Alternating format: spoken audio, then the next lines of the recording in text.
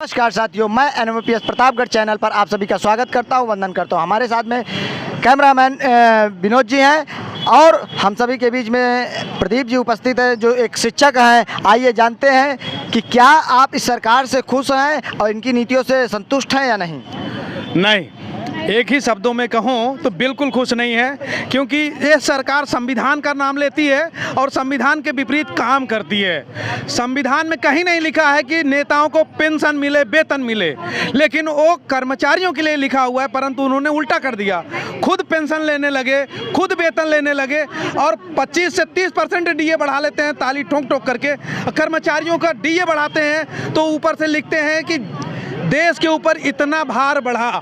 ये देश का कर्मचारी देश की सेवा करता है 60 साल तक, परंतु उसको पेंशन एक भी नहीं मिल रही है। ओपीएस को हटाकर एनपीएस दे रहे हैं। जब वो व्यक्ति रिटायर्ड होता है तो 400-500 1500 पाता है। इससे तो अच्छा वृद्धा पेंशन या विधवा पेंशन पा रहे हैं। तो सरकार हमारे कर्मचारियों को हाशिए पे ला दिया है, ये संवैधानिक नहीं है। और दूसरी चीज़ मैं कहना चाहूँगा कि इस समय जो शिक्षा व्यवस्था बंद कर रहे हैं, पाठशाला बंद करके मधुशाला खोल रहे हैं, ये कहाँ का नियम है?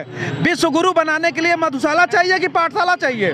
हमारे गरीब जनता की औलादें जिस प्राइमरी विद्यालय में पढ़ करके आईएएस पीसीएस बनती हैं, आज उन्हीं के रास्ते को बैरियर के बना के रोका जा रहा। ये देश हित में नहीं है और ऐसी सरकार हमको नहीं चाहिए।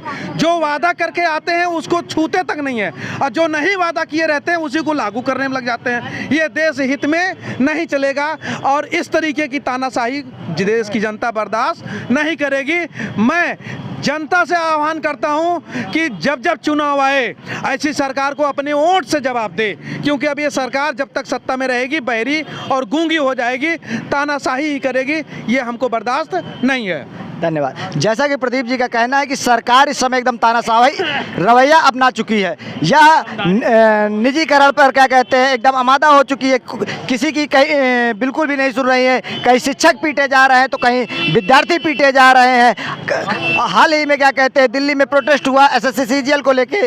वहाँ पर शिक्षकों को मारा गया, उनके हाथ टूट गए। और यह देश का दुर्भाग्य है कि शिक्षक कर्मचारी पढ़ाने को छोड़कर सड़कों पर आंदोलन कर रहे हैं। यह देश का दुर्भाग्य है कि शिक्षकों को शिक्षण कार्य के बजाय सड़कों पर आना पड़ रहा है। यह देश को सोचना पड़ेगा, यह देश की जनता को सोचना पड़ेगा, यह देश के उन सभी अभिभावकों को सोचना पड़ेगा जिनके बच्चों के लिए शिक्षा बहुत ज़रूरी है, लेकिन विद्यालय बंद करके मधुशालाएं खोली जा रही हैं। उन माँ को सोचना पड़ेगा जिनके छोटे छोटे बाल गोपाल शिक्षा से वंचित रह जा रहे हैं।